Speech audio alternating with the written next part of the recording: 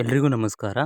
5ನೇ ತರಗತಿ ಕನ್ನಡ ವಿಷಯದ ನೀಲನಕ್ಷೆ ತಯಾರಿಕೆ ಬಗ್ಗೆ ನಾವು ಈ ತರಗತಿಯಲ್ಲಿ ಅವಧಿಯಲ್ಲಿ ಚರ್ಚೆ ಮಾಡೋಣ.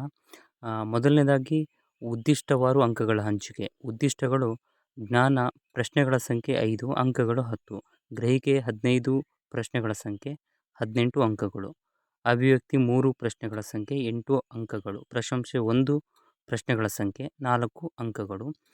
ಹಾಗೆ ಪ್ರಶ್ನೆಯ ಸ್ವರೂಪವನ್ನು ಆಧರಿಸಿ ಶೇಕಡಾವಾರು ಅಂಕಗಳನ್ನು ಹಂಚಿಕೆ ಹೇಗೆ ಮಾಡೋದು ಅಂದರೆ, ಇದರಲ್ಲಿ ವಸ್ತುನಿಷ್ಠ, ಕಿರು ಉತ್ತರ, ವಿವರಣೆ ಪ್ರಶ್ನೆಯ ಸ್ವರೂಪಗಳು ಬರುತ್ತೆ. ವಸ್ತುನಿಷ್ಠದಲ್ಲಿ 12 ಪ್ರಶ್ನೆಗಳು 12 ಅಂಕ 30%, ಕಿರು ಉತ್ತರ 10 ಪ್ರಶ್ನೆಗಳು 20 ಅಂಕ 50%, ವಿವರಣೆ 2 ಪ್ರಶ್ನೆಗಳು 8 ಅಂಕ 20%. ಒಟ್ಟು 24 ಪ್ರಶ್ನೆಗಳು ಇರುತ್ತೆ ಈ ಪ್ರಶ್ನೆ ಪತ್ರಿಕೆಯಲ್ಲಿ. 40 ಅಂಕಗಳು, ಶೇಕಡ 100.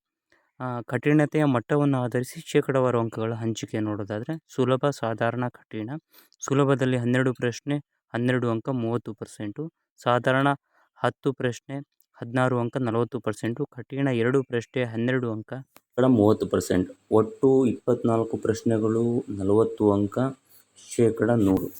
ಘಟಕವಾರು ಅಂಕಗಳ ಹಂಚಿಕೆ: ಪಂಜರ ಶಾಲೆ ಪ್ರಶ್ನೆಗಳ ಸಂಖ್ಯೆ 1, ಅಂಕಗಳು 2, 5%. ಮಲಜಿಯ ಮಳಿಗೆ ಪ್ರಶ್ನೆಗಳ ಸಂಖ್ಯೆ 2, ಅಂಕಗಳು 6, 12.5%. ಧೀರ ಸೇನಾನಿ 1, ಪ್ರಶ್ನೆಗಳ ಸಂಖ್ಯೆ 2, ಅಂಕಗಳು 5%. ಸಂಗೊಳ್ಳಿ ರಾಯಣ್ಣ 3 ಪ್ರಶ್ನೆಗಳು 8 ಅಂಕಗಳು 20%. ಹೀಗೆ ಎಲ್ಲ ಪಾಠಗಳು ಪ್ರಶ್ನೆಗಳು ಹಾಗೂ ಅಂಕಗಳನ್ನು ಶೇಕಡ ಹಂಚಲಾಗಿದೆ. ಒಟ್ಟು 24 ಪ್ರಶ್ನೆಗಳು 40 ಅಂಕ 100%.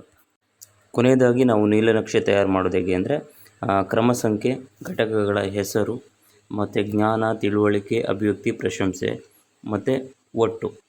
ಈಗ ಪಂಜರ ಶಾಲೆ ನೋಡೋದಾದರೆ, ಇಲ್ಲಿ ನಾವು ಕಿರು ಉತ್ತರಕ್ಕೆ 1 ಪ್ರಶ್ನೆಯನ್ನು ಕೇಳಿದ್ದೇವೆ 2 ಅಂಕದ್ದು.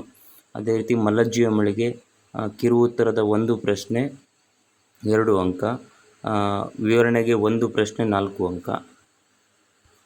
ಧೀರ ಸೇನಾನಿ 1 ಪ್ರಶ್ನೆ 2 ಅಂಕದ್ದು, ಹಾಗೂ ಸಂಗೊಳ್ಳಿ ರಾಯಣ್ಣ 1 ಪ್ರಶ್ನೆ ಕಿರು ಉತ್ತರದ್ದು 2 ಅಂಕದ್ದು, ಕಿರು ಉತ್ತರದ್ದು ತಿಳುವಳಿಕೆಯಲ್ಲಿ 1 ಪ್ರಶ್ನೆ 2 ಅಂಕದ್ದು, ಹಾಗೂ ವಿವರಣೆ ಉತ್ತರದಲ್ಲಿ 1 ಪ್ರಶ್ನೆ 4 ಅಂಕದ್ದು. ಹೀಗೆ ಎಲ್ಲ ಪಾಠಗಳಲ್ಲಿ ಒಟ್ಟು ಜ್ಞಾನಕ್ಕೆ 5 ಪ್ರಶ್ನೆ 10 ಅಂಕದ್ದು, ತಿಳುವಳಿಕೆ 12 ಪ್ರಶ್ನೆ 12 ಅಂಕದ್ದು, ಕಿರು ಉತ್ತರದಲ್ಲಿ 3 ಪ್ರಶ್ನೆ 6 ಅಂಕದ್ದು, ಅಭಿವ್ಯಕ್ತಿಯಲ್ಲಿ 2 ಪ್ರಶ್ನೆ 4 ಅಂಕದ್ದು. ಹೀಗೆ ಎಲ್ಲ ಪ್ರಶ್ನೆಗಳು. ಅಭಿವ್ಯಕ್ತಿ 1 ಪ್ರಶ್ನೆ 4 ಅಂಕದ್ದು, ಪ್ರಶಂಸೆ 1 ಪ್ರಶ್ನೆ 4 ಅಂಕದ್ದು, ಒಟ್ಟು 24 ಪ್ರಶ್ನೆ 40 ಅಂಕಗಳದ್ದು. ನೀಲನಕ್ಷೆ ತಯಾರಿಯಾದ ನಂತರ ನಾವು ಪ್ರಶ್ನೆ ಪತ್ರಿಕೆ ಹೇಗೆ ತಯಾರು ಮಾಡೋದು ಅಂತ ಹೇಳಿದ್ರೆ, ಮೊದಲು ವಿದ್ಯಾರ್ಥಿಯ ಹೆಸರು, ತರಗತಿ, ವಿಷಯ, ಅಂಕಗಳು 40, ದಿನಾಂಕ. ಇಲ್ಲಿ ಮೊದಲನೇದಾಗಿ ಕೊಟ್ಟಿರುವ ಪ್ರಶ್ನೆಗಳಿಗೆ ನೀಡಲಾಗಿರುವ ಆಯ್ಕೆಗಳಲ್ಲಿ ಸರಿಯಾದ ಉತ್ತರ ಆರಿಸಿ ಬರೆಯಿರಿ. Objective type. ಇಲ್ಲಿ 7 ಪ್ರಶ್ನೆಗಳನ್ನು ಕೇಳಲಾಗಿದೆ 1 ಅಂಕದ್ದು. ನಂತರ ಎರಡನೇ ಆಯ್ಕೆ ಬಿಟ್ಟ ಸ್ಥಳ ತುಂಬಿ. ಇಲ್ಲಿ 5 ಪ್ರಶ್ನೆಗಳನ್ನು 1 ಅಂಕದ 5 ಪ್ರಶ್ನೆಗಳನ್ನು ಕೇಳಲಾಗಿದೆ. ಇಲ್ಲಿ ಬಿಟ್ಟ ಸ್ಥಳ ತುಂಬಿ ಮಕ್ಕಳು ಇಲ್ಲಿ ಬಿಟ್ಟ ಸ್ಥಳಗಳನ್ನು ಭರ್ತಿ ಮಾಡ್ತಾರೆ. ಹಾಗೆ ಮೂರನೇದಾಗಿ ಕೆಳಗಿನ ಪ್ರಶ್ನೆಗಳಿಗೆ 2-3 ವಾಕ್ಯದಲ್ಲಿ ಉತ್ತರಿಸಿ. 8 ಪ್ರಶ್ನೆಗಳು 2 ಅಂಕದ್ದು, ಒಟ್ಟು 16 ಪ್ರಶ್ನೆಗಳನ್ನು ಇಲ್ಲಿ ಕೇಳಲಾಗತ್ತೆ. ಹಾಗೆ ನಾಲ್ಕನೇದಾಗಿ ಕೆಳಗಿನ ಪ್ರಶ್ನೆಗಳಿಗೆ 5-6 ವಾಕ್ಯದಲ್ಲಿ ಬರೆಯಿರಿ. 3 ಪ್ರಶ್ನೆಗಳು 4 ಅಂಕದ್ದು, ಒಟ್ಟು 12 ಅಂಕಗಳಿಗೆ ಮಕ್ಕಳು ಈ ಪ್ರಶ್ನೆಗಳಿಗೆ ಉತ್ತರಿಸಬೇಕಾಗತ್ತೆ.